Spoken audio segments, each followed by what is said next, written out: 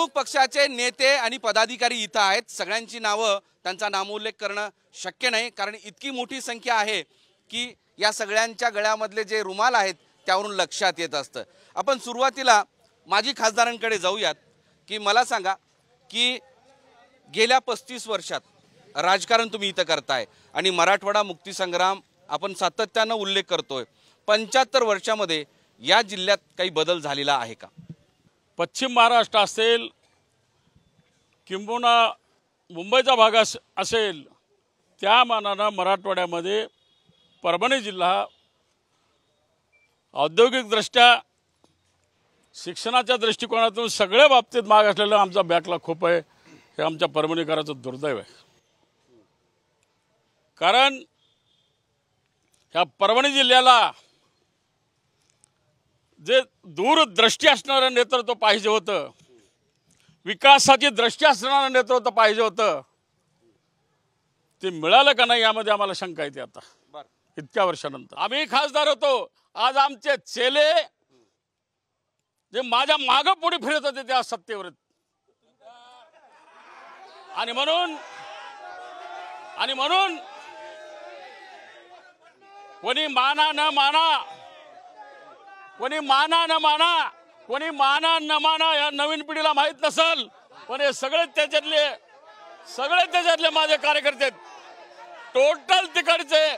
आजची जी शिवसेना आहे ते आदरणीय बाळासाहेब ठाकरेंची शिवसेना आहे, आदरणीय बाळासाहेब ठाकरेंची शिवसेना आहे, बाळासाहेबांच्या विचाराची शिवसेना आहे, माननीय एकनाथ शिंदे साहेबांची शिवसेना आहे आणि या धनुष्यबाणाची शिवसेना आहे। माननीय आमचे तुम्ही ही स्थिती सांगितलेली आहे की या जिल्ह्यामध्ये इतकी वर्ष राजकारण करून सुद्धा बदल झालेला नाही। आपण सत्ताधाऱ्यांना विचारूयात काय ते म्हणतायत। आम्ही सत्ताधारी कुठे, आम्ही विरोधात साहेब। इतके वर्ष तुम्ही सत्ताधारी म्हणूनच होते, ज्याच्यासोबत सत्तेत होतो त्यांनी आम्हाला काय दिलं? आम्ही प्रत्येक वेळेस मागण्या केल्यात, आमच्या कोणत्या मागण्या पूर्ण केल्या, तरी पण आम्ही परभणीसाठी सतत झगडत आलोत। आम्ही परभणीकर म्हणून आम्ही एक लढा इथं उभा केला होता, त्या लढ्यामार्फत आम्ही इथं मेडिकल कॉलेज आज परभणीसाठी आणलेलं आहे, शासकीय मेडिकल कॉलेज। 70-30चा विषय असा हा मराठवाड्याचा विषय होता, मराठवाड्याच्या मुलांना अन्याय होत होता। माननीय खासदार साहेबांना, मुख्यमंत्री उद्धव साहेब असताना ह्या मराठवाड्यावर त्यांनी एवढे मोठे उपकार केले की खासदार तुमचा खासदार इथं आहे ना, म्हणून मी तुम्हाला सत्ताधारी म्हणतो। पण सत्ता इथं आमची परभणीत आहे, पण केंद्रात आम्ही सत्तेमध्ये सोबत असता सुद्धा आम्हाला कोणता न्याय दिला? आम्ही प्रत्येक वेळेस मागण्या केल्या, परंतु ह्या मागण्यांना त्यांनी पूर्णतः आमच्याकडे दुर्लक्ष करून परभणी जिल्ह्याचा वाटोळ ह्या करायचं काम त्यांनी केलंय। दुर्दैवानं परभणी जिल्हा हा सतत विरोधी पक्षात राहिला आणि जेव्हा सत्ताधारी होतो भाजप सोबत असताना सुद्धा भाजपनं जाणून बुजून आमच्या जिल्ह्यावर अन्याय केला। माझी विनंती सगळ्यांना आहे, सगळ्यांकडे येतोय थोडं, मला काय बऱ्याच जण सपत्नीक वागणूक दिली आणि ज्या ठिकाणी शिवसेनेचे खासदार आहेत त्या ठिकाणी त्या जिल्ह्याला, त्या लोकसभा मतदारसंघाला कुठलाही निधी किंवा उद्योगधंदे त्यांनी दिले नाहीत। कारण काय की सतत आम्ही विरोधी पक्षात आहेत। आता माननीय खासदार साहेब इथं बोलले, त्यांनी सुद्धा 2 वेळेस या लोकसभा मतदारसंघाचं नेतृत्व केलं आणि दुर्दैव असं आहे की ते स्वतःच म्हणतायत की आमच्या जिल्ह्याला योग्य दूरदृष्टीचं नेतृत्व भेटलं नाही। मग तुम्हाला नेतृत्व दिलं होतं ना, आज ज्याच्यामध्ये धमक आहे तो ह्या जिल्ह्याचं नेतृत्व करेल। आणि आज तुम्ही त्यात बघितलं असेल तर बंडू जाधव यांनी अतिशय परभणी जिल्ह्यासाठी संघर्ष करून वैद्यकीय महाविद्यालय असेल, मराठवाड्याच्या विद्यार्थ्यांचा जो प्रश्न आहे 70-30चा कोटा असेल, किंवा त्याचबरोबर या परभणी जिल्ह्यातले जे रस्ते आहेत त्या रस्त्यासाठी मोठ्या प्रमाणावर निधी केंद्र सरकारकडून आणला आणि त्याचं फलित म्हणून आज आपल्या जिल्ह्यामध्ये तुम्ही मतदारसंघात बघितलं असेल तर सगळे रस्ते झालेत। फक्त एकमेव नितीन गडकरींनी कुठल्याही प्रकारचा भेदभाव न करता खासदारांच्या मागणीचा आदर राखून या रस्त्यांसाठी निधी उपलब्ध करून दिला। त्यामुळे परभणी जिल्ह्याचा आज जे विकास दिसायला आहे त्याचं सर्व श्रेय खासदार बंडू जाधव यांना आहे। ही स्थिती असं सांगतायत। बरं, राष्ट्रवादी आता तुम्ही मैदानात उतरणार आहात, काय हे जे म्हणतायत 35 वर्षात आम्ही हे केलं ते केलं? सर्वप्रथम मला या ठिकाणी एक सांगायचं आहे की जे मेडिकल कॉलेजचं श्रेय या ठिकाणी त्यांनी सांगितलं आम्ही आणलेलं आहे, तर मी परभणीकर या संघर्ष समितीच्या नावाखाली आम्ही सर्व परभणीकरांनी एक संघर्ष समिती स्थापन करून आम्ही मेडिकल कॉलेज आणलेलं आहे। याचं श्रेय कोणीही घेऊ नये। राहिला विषय यांना जर श्रेय घ्यायचा असेल तर यांनी श्रेय एवढंच घ्यावं की परभणीतली MIDC आमच्या परभणीतली MIDC म्हणजे 12वी झाल्याच्या नंतर एखाद्या युवकानं 12वी काढली तर त्या युवकाला इथं रोजगार मिळत नाही, त्याला पुण्याला मुंबईला कामाला जावं लागतंय. इथं फक्त पानपट्ट्या टाकून बसणं आणि कॉर्नर सांभाळणं याचं फक्त श्रेय इथलच्या सन्माननीय आतापर्यंतच्या उमेदवारांनी आणि आतापर्यंत स्वतःदारांनी परभणीचे घ्यावं. मेडिकल कॉलेज म्हणतायत 70-30 म्हणतायत. मी म्हणतो 20 वर्ष झालं खासदार साहेब, 2दा आमदार आहेत, 2दा खासदार आहेत. बरं हे 2 कामं सोडून त्यानं काम सांगायचं, बस संपला विषय. त्यांनी हे 2 कामं सोडून काम सांगायचं काहीतरी. अहो जे खड्डे नाल्या रोड हे विकासात सांगा ना, हे आताचा मुद्दा आहे. आणि हे परभणीकर म्हणून परभणीकरांनी लढा उभा केलेला आहे, ह्यांनी उभा केलेला नाही. आणि ज्यावेळेस मंजुरी आली ना त्यावेळेस त्यांनी लढा उभा केला. ज्यावेळेस सगळं परभणीकर म्हणून सगळे फिरले, परभणीकर म्हणून पक्षभिक्षा कुणी नव्हतं, परभणीकर म्हणून लढा उभा होता, परभणीकर म्हणून लढा उभा होता. आणि 70-30 यांनी पण नाही, संघटना परभणीतल्या सामाजिक संघटना आहे त्यांनी 70-30चा मुद्दा लावून धरला होता. आणि ह्यांनी त्यांचं श्रेय खाण्याचं काम करतायत. ह्यांनी 20 वर्षामध्ये काय केलं हे 2 कामं सोडून सांगाव. हा अन्याय केलेला हे आमचे 10 वर्ष खासदार होते सुरेश जाधव साहेब. यांनी 6 वर्षात त्यांनी काय केलं त्यांनी ते सांगावं. त्याचं स्वतःच फक्त बाकीच्याच काय नाही, त्याने सत्य सांगावं काय केलं. मला सांगा त्यांनी काय केलं. असं साधा एक प्रश्न आहे की कापूस उत्पादक शेतकऱ्यांसाठी कुणी काही केलं का? त्याचबरोबर शेतकऱ्यांच्या आत्महत्या जिल्ह्यात प्रचंड वाढल्या. कापूस उत्पादकासाठी आमच्या इथं आमदार साहेबांना सूतगिरणी आणली, महिला सूतगिरणी. आता 1,06,00,000ची 106 कोटी आमदार साहेबांना आणली. खासदार साहेबांना सुद्धा भरपूर कामं केलेत. पण त्यांनी सांगितलं माझ्या मागे फिरणारे लोक सतीत आहेत. आणखी मला हा बोला. आवाज 75 वर्षामध्ये काय झालं तर खेदपूर्वक सांगतो की 75 वर्षामध्ये परभणीला दूरदृष्टीचे नेते निर्माण झाले नाहीत. अपवादात्मक परिस्थितीमध्ये खदगावकर साहेब, दुधगावकर साहेब, लिंबाजीराव हे जर सोडले आणि परभणीला संघर्षाशिवाय काही मिळालेलं नाही. आणि सत्ताधारी जे कोणी असतील ते परभणीचा कोणताही उमेदवार निवडून येतो, सत्तेत असो का बाहेर असो, वरूनच लक्ष नसते. म्हणून परभणीची ही अवस्था आहे. परभणीच्या जनतेला नेहमी संघर्ष करावा लागतो. विद्यापीठासाठी संघर्ष करावा लागला, मेडिकल कॉलेजसाठी संघर्ष करावा लागला. आणि म्हणून माझी म्हणजे पक्षांना विनंती आहे की वरूनच त्यांनी लक्ष दिलं पाहिजे. एकच लक्षात घेण्यासारखी गोष्ट आहे की परभणीमध्ये सोयाबीनचं उत्पादन जास्त होतंय, परभणीमध्ये कापसाचं उत्पादन जास्त होतंय. इथं आतापर्यंत कोणत्याही प्रकारचं इंडस्ट्री खासदारांनी आणली नाही की आमदारांनी आणली नाही. ह्यांचं काय असतंय, आज दिवसा सकाळी भांडतात. मेडिकल कॉलेज असेल हे केंद्र सरकारचं धोरण होतं की इथं मेडिकल घ्यायला जायचं.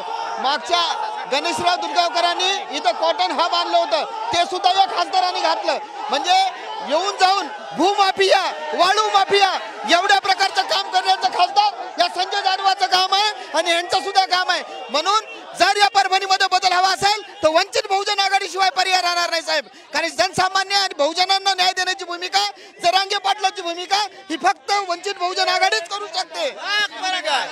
सकल मराठा समाजच असा आहे, हे कोणीच निवडून येणार नाही. सकल मराठा समाज जर ठरवल तर परभणीचा विकास होणार आहे. आणि आम्ही प्रत्येक गावामध्ये आमचे उमेदवार सकल मराठातर्फे देणार आहोत, यांनी लक्षात ठेवा.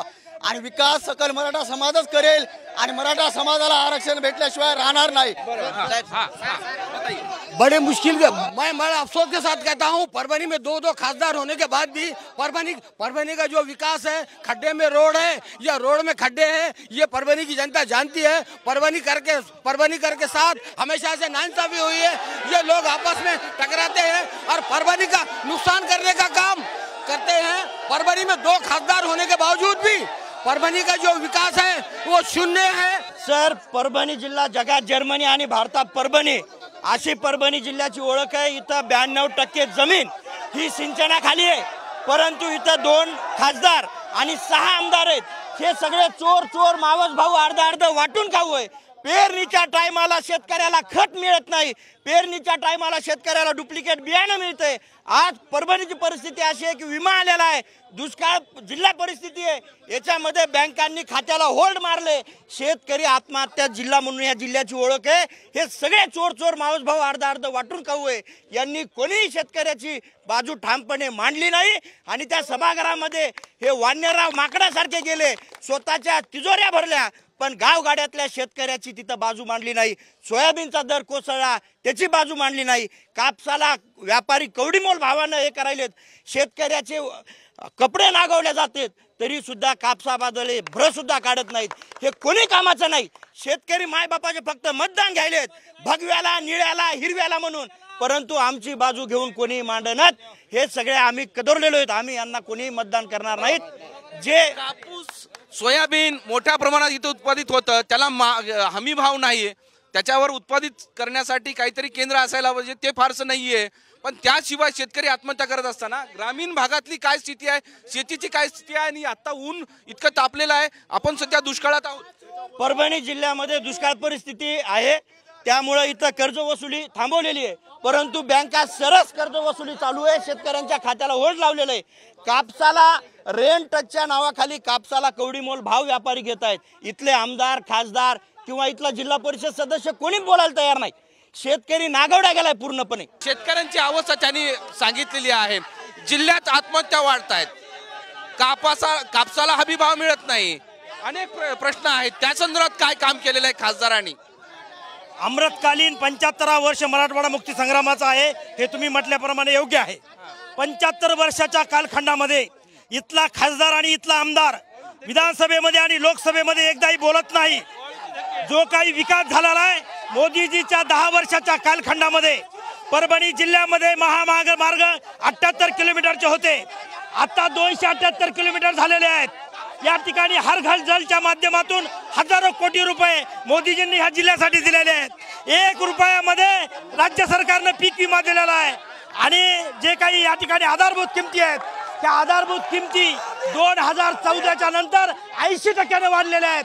काँग्रेसच्या काळामध्ये सोयाबीनला आधारभूत किंमत होती 1900 रुपये आणि आता मोदीजीच्या काळामध्ये सोयाबीनला आधारभूत किंमत आहे 4500 रुपये, कापसाला 7000 रुपये. इथेनॉलची परवानगी देऊन शेतकऱ्यांना 3000 रुपये टनाला उसाला भाव दिलेला आहे. PM किसान सन्मान निधीच्या मार्फत 3 लाख शेतकऱ्यांना हजारो कोटी रुपये ह्या जिल्ह्यात मिळालेले आहेत. नवं शेतकरी सन्मान निधीच्या माध्यमातून काल महाराष्ट्राच्या सरकारनं 4000 रुपये प्रति शेतकऱ्यांच्या खात्यावरती पडलेला आहे. विजेचा प्रश्न मिटलेला आहे. 1 लाख कुटुंबाला सौर ऊर्जा मार्फत वीज मिळणार आहे. शेतकऱ्यांना मागेल त्याला विजेचं कनेक्शन दिलं चाललेलं आहे. सौर ऊर्जेचा पंप दिला जात आहे. ह्या 2.5 वर्षाच्या उंबाटा काळामध्ये एकाही शेतकऱ्यांना विजेचं कनेक्शन मिळालेलं नाही. आणि हे सगळं सांगताना इथल्या खासदारांनी काही केलं नाही. बंडू जाधव इथले खासदार आहेत. सन्माननीय खासदारांनी एकही काम केलेलं नाही. देशाचे बोलघेवडे पंतप्रधान नरेंद्र मोदी मन की बात बोलतात, पण आमच्या शेतकऱ्यांची बात बोलत नाहीत. आमच्या स्थानिक मुद्द्यावर खासदार साहेबांनी जिल्ह्यामध्ये अग्रेसिव्ह अशी भूमिका घेतलेली आहे. आमचा मराठवाड्यातला परभणी जिल्हा जेव्हा दुष्काळानं होरपळत होता तेव्हा जायकवाडीचं हक्काचं पाणी आमच्या परभणी जिल्ह्यातल्या शेतकऱ्याला मिळालं पाहिजे म्हणून खासदारांनी आणि मित्रपक्ष काँग्रेस असेल, राष्ट्रवादी असेल यांनी ठोस भूमिका घेतली. मेडिकल कॉलेजचा लढा सुद्धा आमच्याच इंडिया आघाडीने केला, हे नाकारता येणार नाही. परभणी जिल्हा हा विकासाच्या प्रक्रियेमध्ये यावं असं इथल्या मतदारांना वाटतं. लोकसभा निवडणुका होतात, विधानसभा निवडणुका होतात, आमदार खासदार निवडून येतात. मतदान घेताना मागताना अनेक आमिष दाखवतात, त्याचबरोबर त्यांचे जाहीरनामे असतात, पण प्रत्यक्षात ते काही सत्यात उतरत नाही असा अनुभव परभणीकरांचा आहे. उर्वरित काळामध्ये केवळ सत्ताकारण, राजकारण आणि वाद या सगळ्या भोवतीच इथलं सगळं राजकारणाचं समीकरण जोडलेलं आहे. म्हणून या जिल्ह्याची जी ओळख होती ती ओळख अधिक दृढ व्हावं किंवा इथल्या लोकांचे प्रश्न सुटावेत, शेतकरी, कष्टकरी, कामगार, व्यापारी वर्गाचे प्रश्न सुटावेत असं इथल्या लोकांना वाटतं. पण नेमकं झालंय उलटं. आणि याच संदर्भात आपण परभणी शहरातल्या बाजारपेठेमध्ये फेरफटका मारून जाणून घेऊयात की या लोकसभा निवडणुकीच्या अनुषंगानं इथल्या मतदारांना काय सत्ता, राजकारण या सगळ्या गोष्टी सातत्यानं इथले लोक अनुभवत आहेत, तुम्ही अनुभवताय. काय बदल झाला इथल्या विकासाच्या बाबतीत? तर परभणी अतिशय निजामकालीन जिल्हा आहे, परंतु इतका जुना जिल्हा असताना देखील जालना मागचा जिल्हा आहे, लातूर आहे, हिंगोली आहे, नांदेड जिल्हा आहे, हे सर्व परभणीच्या मागचे जिल्हे आहेत. परंतु हे विकासाच्या दृष्टीने परभणीला ओव्हरटेक करून त्यांनी विकास केला आहे. वेगवेगळ्या क्षेत्रात, शैक्षणिक क्षेत्र असेल आणि शेतीचं क्षेत्र असेल. आम्हाला हक्काचं पाणी जे आहे परभणीला ते पाणी समान आणि किमान वाटप न्यायप्रमाणे मिळायला पाहिजे, ते पाणीसुद्धा मिळत नाही. या ठिकाणी मोठे मोठे आत्ता कुठे यावर्षी मेडिकल कॉलेज झालं. अतिशय रस्त्यांची तर अतिशय दुर्दशा अशी विचित्र आहे की परभणीचे रस्ते म्हणजे जगात जर्मनी आणि भारतात परभणी असं ज्याला म्हणतात अशा पद्धतीचं इथं वातावरण आहे. जे जगामध्ये जे देशामध्ये एकंदरीत मोदी शहाने जी हुकुमशाही चालवली आहे तशाच पद्धतीचं हुकुमशाहीचाच एक इथे मार्ग म्हणावा लागेल की अतिशय सावत्रपणाची वागणूक या जिल्ह्याला दिली जाते. जो फंड आहे, जो निधी आहे, तो केंद्राकडून आणि राज्याकडून अतिशय तुरळक असा निधी दिला जातो. त्याच्यामुळे विकासाचा काही प्रश्नच या जिल्ह्याला येत नाही.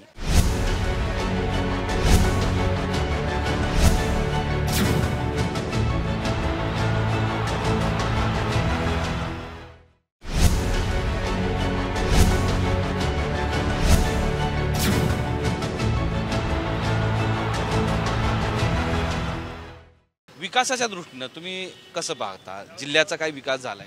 सध्या तर जिल्ह्याचा तर विकास नाही, तर सर्व घराणेशाहीचं राजकारण चाललंय परभणी जिल्ह्यामध्ये. नात्यागोत्याचं राजकारण चाललंय. इथं निजामा जो म्हणतो ना त्या पद्धतीचं चाललंय.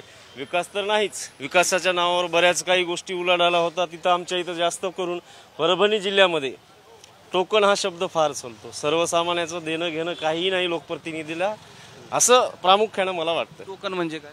टोकन म्हणजे आर्थिक. पैसा द्या आणि काम घ्या, पैसा द्या आणि काम घ्या. पैसा जर नसेल तर काम बी नाही आणि दाम बी नाही. आणि एवढी प्रचंड या परभणी जिल्ह्यात बेरोजगारी आहे. आज तरुण वर्ग सुद्धा हातबल झाला. इथं उद्योग नाही, बिझनेस नाही, कंपन्या नाही, कुठला रोजगार उपलब्ध नसल्यामुळं परभणीमध्ये जगात जर्मनी आणि भारतात परभणी अशी अवस्था आमच्या परभणी जिल्ह्याची आहे. परभणी महानगरपालिकेअंतर्गत कुठली या ठिकाणी पब्लिकला जाण्यासाठी कुठलीही म्हणजे व्यवस्था नाही आहे. महानगरपालिका प्रशासन फक्त कर घेते, कर वसूल करते, पेट्रोलवर, डिझेलवर, GST. आता हे पब्लिकला लावायचे, गाड्या लावायच्या कुठं जागा नाही आहे. पुन्हा कुठल्या प्रकारचा विकास नाही आहे, रस्ते नाही आहेत. असा विकासाचा महामेरून येतच नाही. चहामध्ये काय ना आपलं माणुसकी आणि विश्वास. वा, माणुसकी आणि विश्वास. इथल्या खासदारांनी माणुसकी आणि विश्वास जिंकलाय का? नाही ना, कारण मी जेव्हापासून होतो परभणी लहानपणापासून बघतो विकास काय नाही. आणि पुन्हा एवढे विवाह सहा झाले, एकही गोरगरिबांना काही हे नाही, पुन्हा कोणत्याच प्रकारचं काहीच नाही ना. कारण आमदार खासदारमध्ये बदल असणे काळाची गरज आहे. नवीन काहीतरी चिन्ह पाहावं द्यावं आणि परभणीला काहीतरी दिलासा भेटावा ही आपली इच्छा आहे. कारण परभणी जिल्ह्यामध्ये आतल्या प्रकारचा कोणताच रस्ते नाही, नाले नाही, खड्डे नाही, कोणत्या प्रकारचं काहीच नाही ना. आणि 20-25 वर्ष झालं परभणीमध्ये बघतो विकास नावाची चीजच नाही ना काही.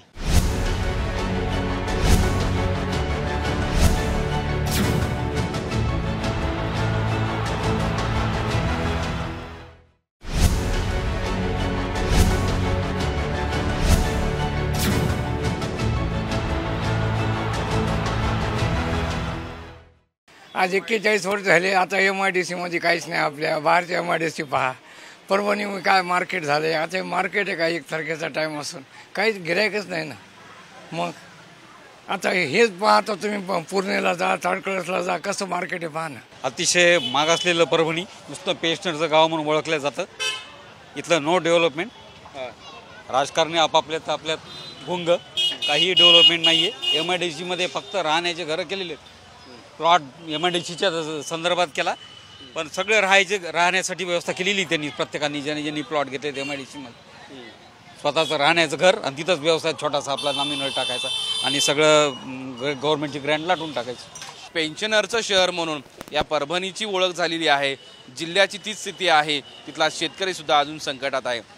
अशा स्थितीमध्ये या लोकसभा निवडणुकीमध्ये पुन्हा एकदा इथले मतदार मतदान करतील ते विकास व्हावा यासाठी. आणि याचा विचार येणाऱ्या निवडणुकीमध्ये जो जिंकून येईल त्या खासदारांनी करायला हवा इतकंच. मोहम्मद इरफानचा माधव सावरगावे, साम TV, परभणी.